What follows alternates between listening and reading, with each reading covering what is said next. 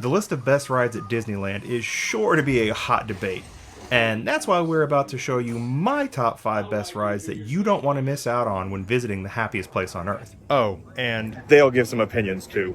And as we go through the top 5, make sure you stay to the end because not only do we have honorable mentions, but we have dishonorable mentions in the sense that these rides aren't worth it. So I'll be honest, number 5 was a little hard for me here for a couple of reasons. There is a ride that I could pick that has that classic Disneyland feel to it because it's been around essentially for the entire life of the park, and it immerses you a bit in the darkness of Pirates of the Caribbean. There's also another ride that incorporates some of the technology that is much, much farther beyond some of the actual other rides that are showing at Disney in Mickey and Minnie's Runaway Railroad. But for number 5, I think I'm going to have to end up choosing Pirates of the Caribbean. So it's different than most of the dark rides where you're just kind of slowly going through a small room with, some graphics on the walls. It actually has the big pirate ship that you come into in the middle of a battle and cannonballs flying around as you float this little log through everything and through this little pirate town. So it stands out a bit to me in the classic dark room rides.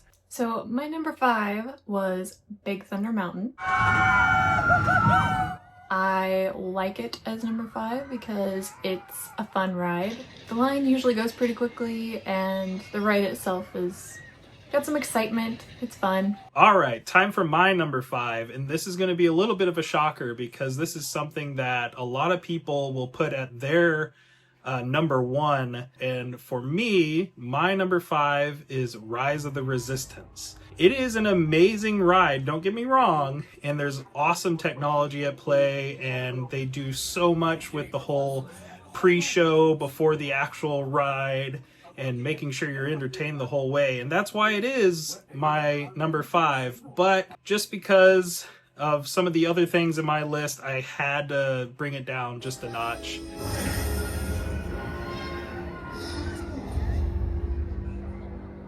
This vessel is under the authority of the First Order. Everyone off the ship now. Number 4 for me is going to be Mickey and Minnie's Runaway Railway.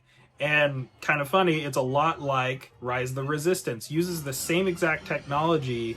And one of the things that impresses me the most about this ride is how it really brings you into the cartoon. It's like you are literally there, and the way they do all the projections and all the motion and all the different stops that you go to, it really is top notch. And they did a wonderful job with actually putting in some of the classic Disney characters into the ride and making you feel immersed. So that's why it's number 4. So my number 4 is Indiana Jones, and I'll be honest, I was a little surprised by this ride because I had seen stuff online of it and it doesn't really look all that fun, but it actually is almost like a little roller coaster with some Indiana Jones stuff thrown in. So that's probably the most surprising ride we had, and when we got off of it, I couldn't wait to go back on it again. The Indiana Jones ride, I've seen like FPVs online, and it doesn't do it justice. That ride is way better than it looks like on YouTube. My number 4 was the Indiana Jones ride. Before this trip, I had never been on it. I liked how it moved around, you were in the Jeep and everything, and it did have some excitement elements to it. It's totally amazing! My number 3 was Rise of the Resistance because it's epic. It's one of very few rides like it. Just the set design of that ride and moving around and everything. It's a fun ride.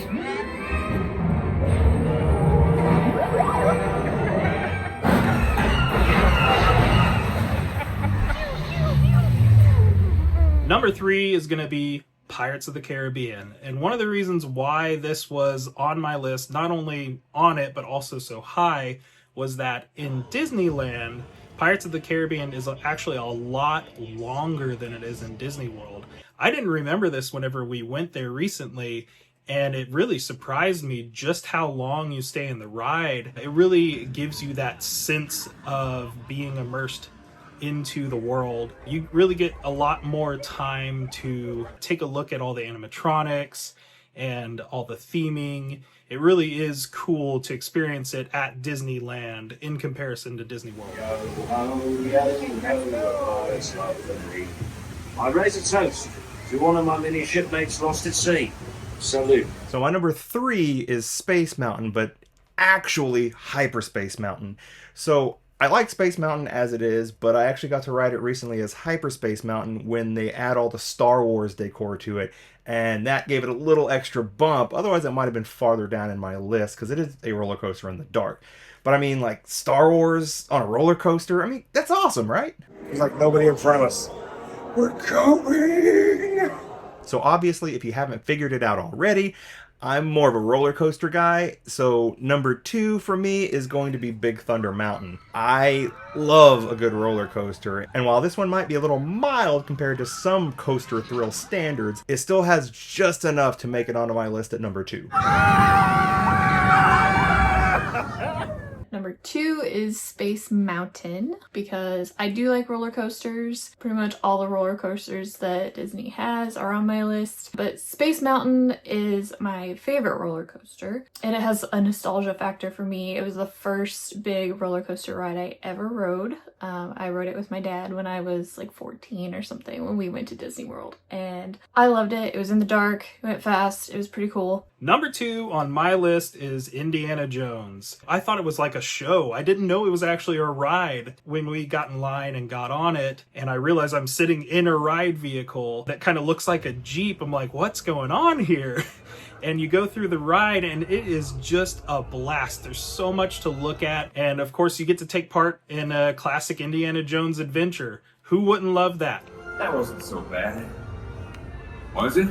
Before we get to my number 1 pick, I want to throw out an honorable mention, but not necessarily because it's a great ride, but more because of the throwback to my childhood, and that is Roger Rabbit's Cartoon Spin.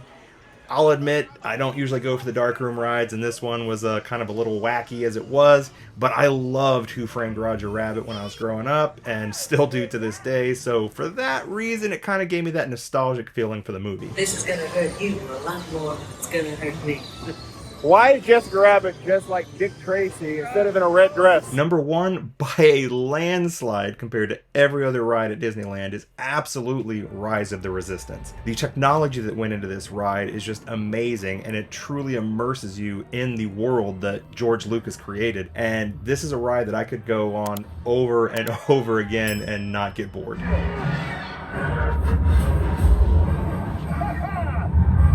you're clear.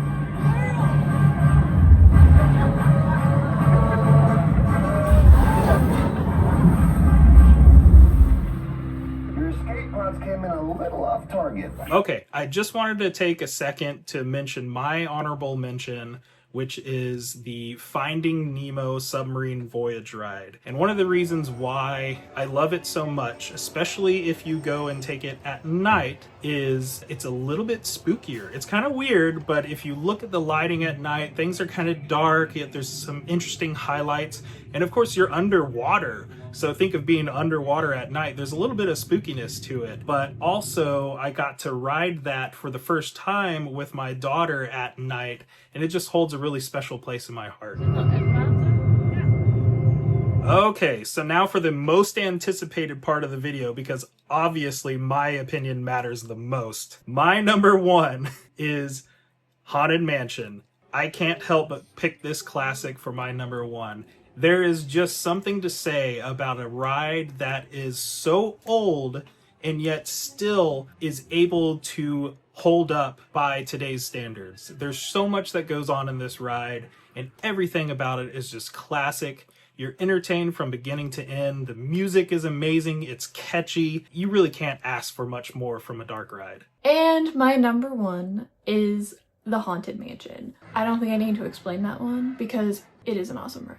It's slow moving, it's dark, it's cool in temperature. It's a good ride for if you've had a busy day, you're kind of going in between things. I like that ride for that. I also just love the Haunted Mansion. I like dark room rides. I don't know, that one's just my favorite. You've been waiting to ride that for how freaking long now? Forever.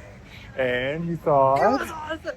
So on to the dishonorable. Can Jungle Cruise be shut down already? It's turning 70 this year and has had little to no changes in that time. It needs to either be torn down and replaced, or at the very least, have a significant overhaul. And speaking of rides getting an overhaul. So we just stood in line for, 75 minutes to go on the Guardians of the Galaxy thing at California Adventure. That was not worth that time. Essentially the Tower of Terror ride, just the drop part, that's all it is, but you're just going up and down, up and down, up and down, up and down, and that's it. I personally, near the end, was getting a little queasy. It was fun at first, but I mean, not 75 minutes in line fun. That Guardians of the Galaxy ride actually ruined me for the rest of the day. We tried to go ride something else, and halfway through it, the Incredicoaster, we were immediately sick. We'd already ridden that earlier today and loved it. So, yeah, I won't be riding that Guardians of the Galaxy ride ever again.